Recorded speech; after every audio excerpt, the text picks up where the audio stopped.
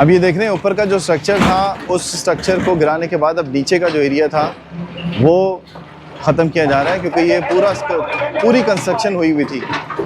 उसे अब ख़त्म किया जा रहा है, गिराया जा रहा है ताकि दोबारा ये ना बनाया जा सके।